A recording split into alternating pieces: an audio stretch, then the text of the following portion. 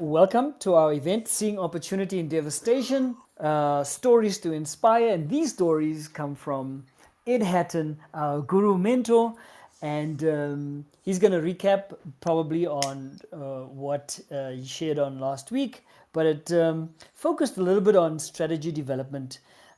Interesting thing that Ed spoke about last time around was looking at the future in concentric circles. How an intriguing concept, and so it's imagining future scenarios and therefore developing strategies to address them.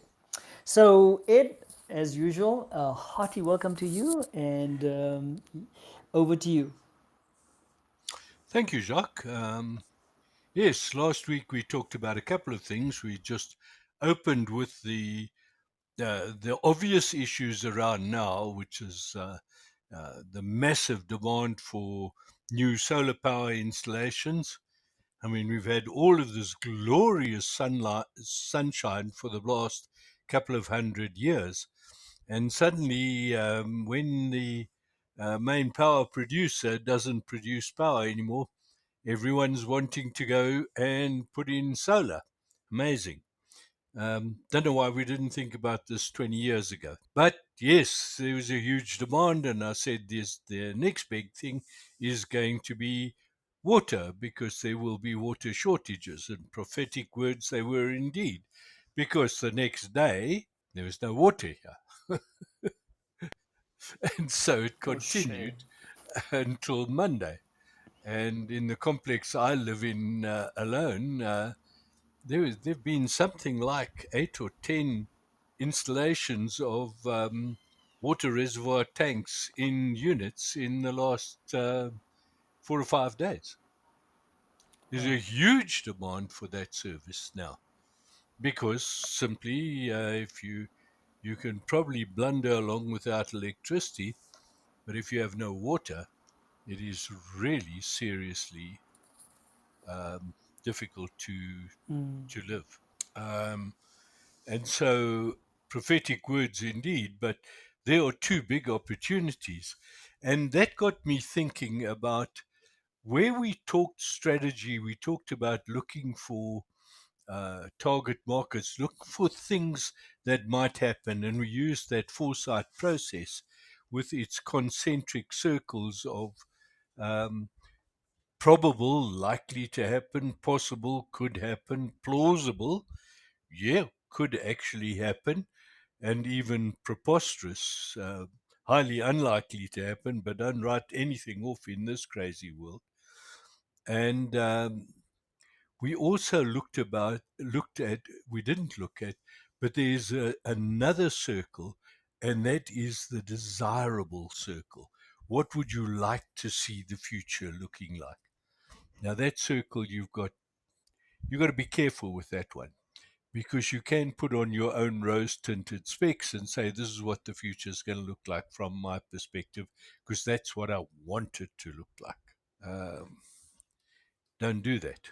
You're liable to be horrendously disappointed and base a lot of your planning on a fantasy of what the future might hold, which has very limited basis in reality. But on the other hand, if you have the capacity to change what will happen in the world of your target markets, then you could actually shape that future. And you think of how many people have done exactly that. The people who set up very large import lines and perhaps factories for water tanks, the people who are working to capacity with piping and pumps and all that sort of thing for water infrastructure, and so on down the line. You can, in fact, do that preferable circle, the preferred circle, which is where you would like it to be and where you're going to influence the market to be. But that means that you have to know what might happen in the future. And I don't think it takes a rocket scientist to look forward and say, we're probably going to have some sort of power shortage problems for the conceivable future. Yeah, I'm sure we will reduce load shedding, because it has just become such a political hot potato, um, that the politicians cannot allow the logical sequence of saying we will simply go around fixing very old and outdated infrastructure, closing down parts of it and replacing it with new infrastructure, when that's a process that will take us years away. It's going to cost people a lot of votes, bearing in mind that we've got an election next year. So it'll probably get a little bit better, but it's not going to go away. The fact of the matter is that very high percentage of our generating capacity is, to say the least, elderly.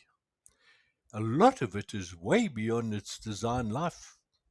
And even if it's revamped, um, it hasn't had the kind of close down for a year and replace everything, revamp, which is probably what we need with some of the older stations.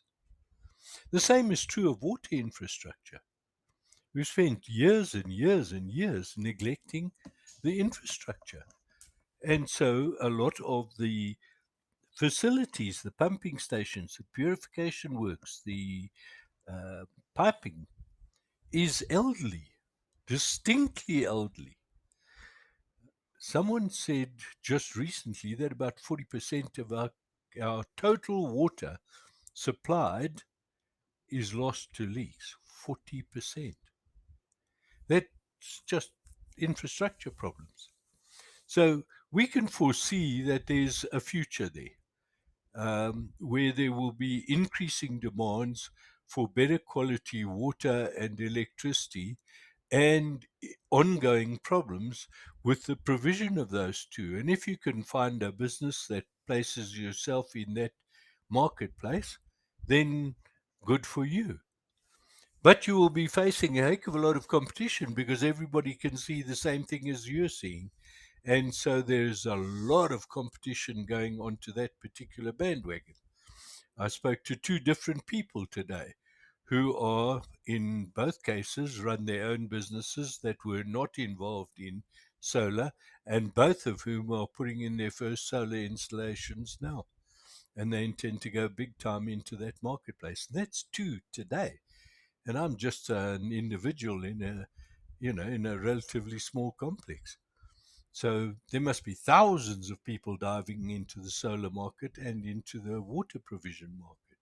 And so be careful if you look for a trend that's coming down, that you don't jump on a bandwagon of a very well identified trend where there are hordes and hordes of people heading for El Dorado, the mythical goldfields, as there were in this country when the Witwatersrand goldfields opened up. Um, there was a stream of travelers coming in to join in the gold rush. And it's interesting if you read stories of that day, what the sort of cost of the transport was from the Cape, where the ships docked, to the goldfields.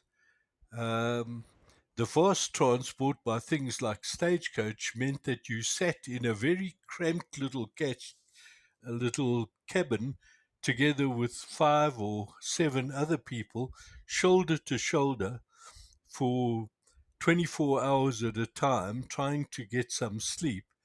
And nobody washed for several days while the stagecoach rattled and thudded across very badly rutted roads at a very high speed for something like 20 hours a day. Must have been lovely. So be careful about getting onto bandwagons. It gets expensive. It is difficult to assume the knowledge, and the competitors are often way ahead of you. My advice is to try and find an emerging market. If you can find an emerging market, then your competition is generally less. You can become one of the market leaders, and you are looking into an area where you can solve a problem and become quite a hero because not too many other people are solving that same problem in that same area.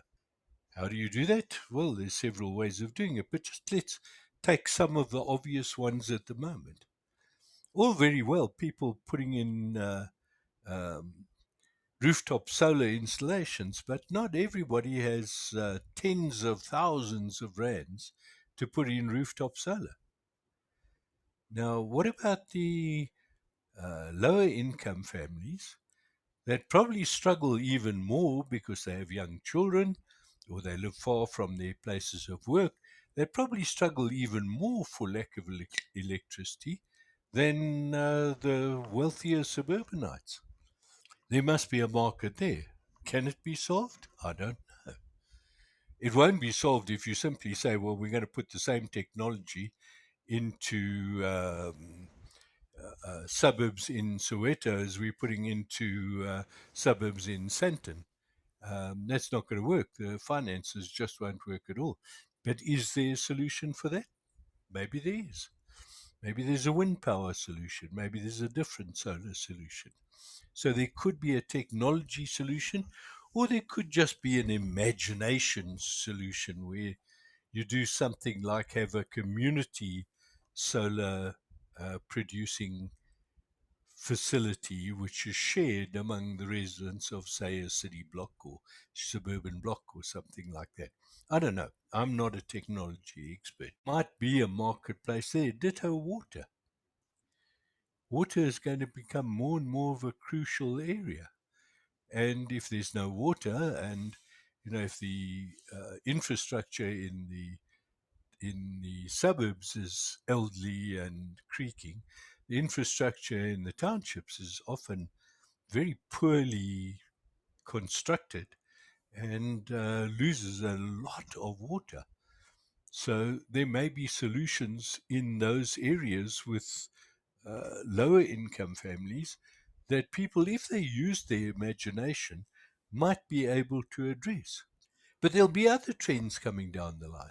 If we have uh, a problem with leaking water, water pipes, pumps, valves, digging equipment to dig the trenches in which the pipes are laid, um, and a whole lot of other commodities will become both expensive and scarce. And we talked last week about one of the devastating effects of the fact that our manufacturing industry had largely been crippled and that almost everything was imported, but the rand dollar kept going very badly against us. So every import became more and more expensive. Well, that's a devastating factor, but there's an opportunity there. The worse that situation becomes, the easier it is to produce import replacement technology in this country, where we have huge areas where there are factories, where there is labor, um, which are not being used at the moment, where we could be producing this kind of infrastructure which we have the capability of doing, the engineering capability, the design capability, the manufacturing capability. We've proved that over decades. So there might be many, many spin-off areas, not just looking at the, plonking panels on roofs and connecting to inverters and batteries and having a fight about uh, how you get supplies of imported goods. There might be many, many spin-off industries from that people aren't looking at. Let's take another sideways example of that. Solar installers will increasingly become responsible for the performance and safety of their installations. There's probably a nice fringe market developing for insurers for specific products to ensure public liability for solar providers or water providers for that matter. I don't know. These are just speculations. But I don't think we're short of opportunity here. I think we're short of the desire and the need and the uh, determination to actually seek out and use those opportunities. I think there are hundreds. If Jacques, you and I, and half a dozen other people sat around a table uh, for a day and thought of possible business opportunities, those which may need investigation but sound like something interesting, I reckon between half a dozen of us, we could come up with 100 possibilities. What do you think? Well, sure. So we put those clear thinking minds into a room and we do it. And it's always possible to come up with ideas, especially when you're leveraging off just the thinking patterns of the different people around you. Yeah, yeah, yeah. So, I don't think we're short on ideas. I think what we are short on is determination and capability and desire and entrepreneurial flair to exploit those ideas. We tend to do the safe me too stuff.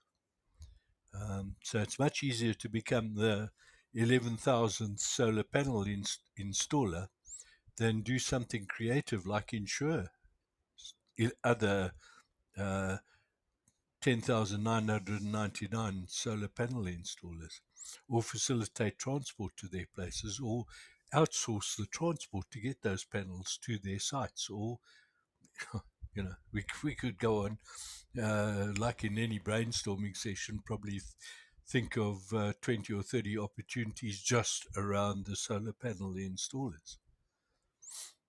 So lots of opportunities. But if you didn't know how to do that, then the way to start with this, in my view, is first of all to think who has the money that they would pay me if I gave them something that they found to be valuable.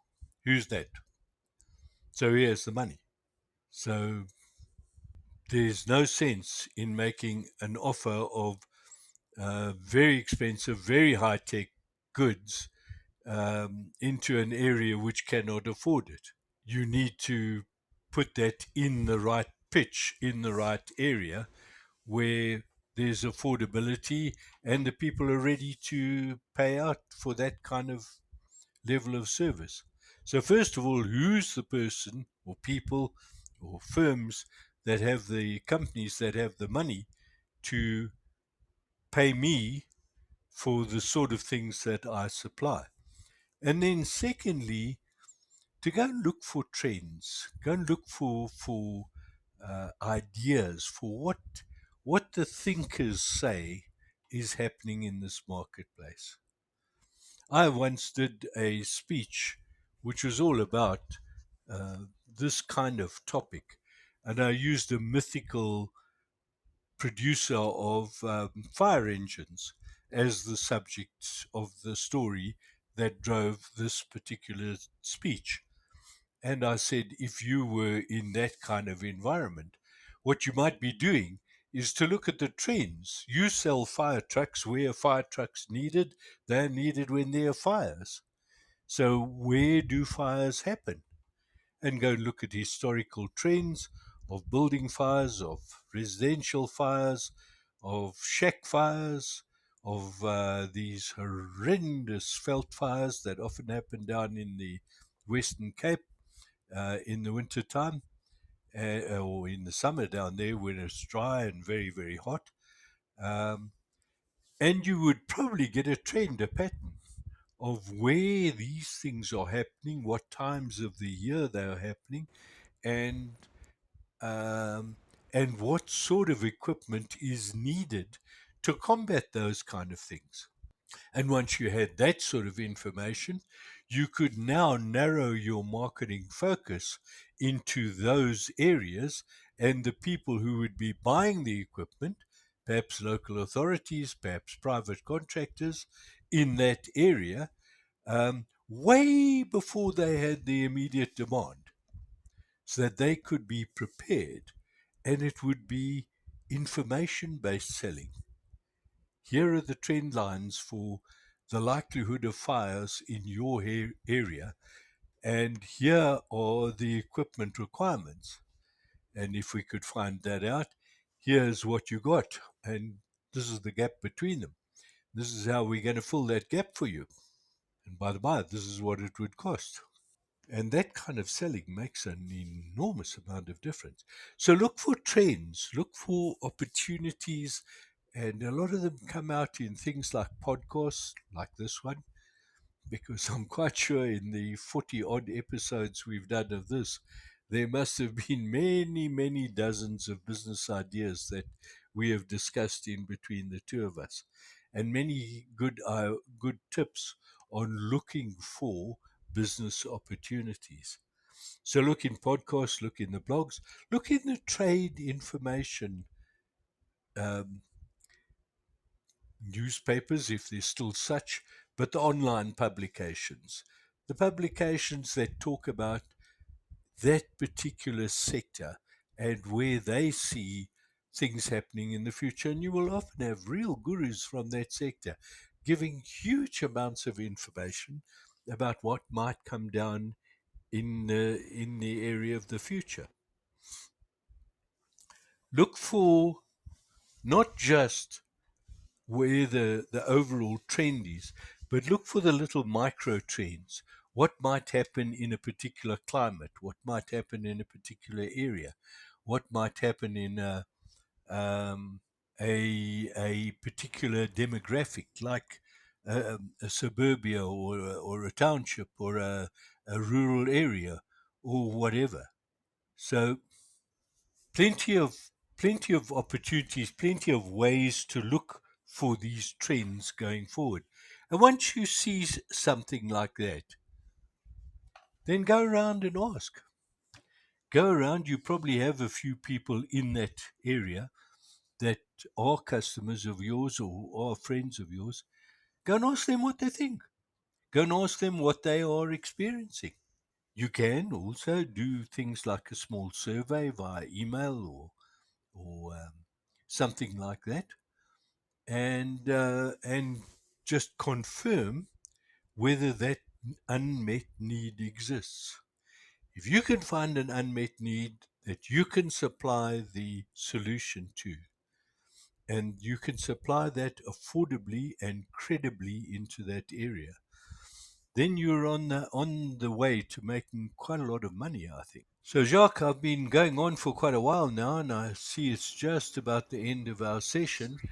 Um, I'm going to wrap it up there and say look for the unmet need in the target sectors where not everyone is around and where you can actually satisfy that need. And if you do that well, I think you have some very, very good business possibilities ahead of you. And good luck with them. Hmm. Absolutely food for thought, Ed. And you know, as you talking about this, believe it or not, you know the thing that really sticks with me is the next action possibly is to kind of bring this thought group, mastermind group together and brainstorm the ideas and say, "Hey, I wonder if we can just develop the thinking around that and see whether we could get more people to want to engage and saying, listen, I've tried everything. Um, what are the endless possibilities out there? And I think that's the one thing that kind of sticks out for me today specifically is like Mhm. a next action that you and I can sort of encourage, um, get people to participate in. Yeah, that's a And great idea. Yeah. and then as you say is um, avoiding the bandwagon effect, and you call Mm. it the me too. It's everybody is hopping into that place, and suddenly competition becomes rife, and we turn an opportunity into a profitable opportunity. It then just becomes a commodity because then in the end price, we all buying on price because there's such a Mm. oversupply. Yeah. So to step back and to look for a non-congested marketplace with the potential to develop and with the potential to possibly become the market leader in that Yeah. area as well. And Yeah. as always, is to look to meet unmet needs. That's why we're in business. Yep. So, Ed, thank you very much. And Okay. for the listeners, remember, as always, um, it is sometimes not quite what we share, but is what we trigger in you while sharing that you need to pay attention to, and then take the next step. Ed was very candid in saying the issue is not for the lack of ideas, it's really around the determination to implement the ideas, the perseverance that it requires. And so, with that said, take the next step and courageously implement your idea in whatever manner, shape, or form. So, yes, to all the listeners, as you're listening to this podcast or this playback, that's what we encourage you to do. And you can drop us a line even and to say, hey, this mastermind think tank, if you like, we want to be part of it. Please feel free to do so. Love to have some of you join us. Yes. Absolutely love to. All right, so until next week, bye for now. Cheers. See you next week.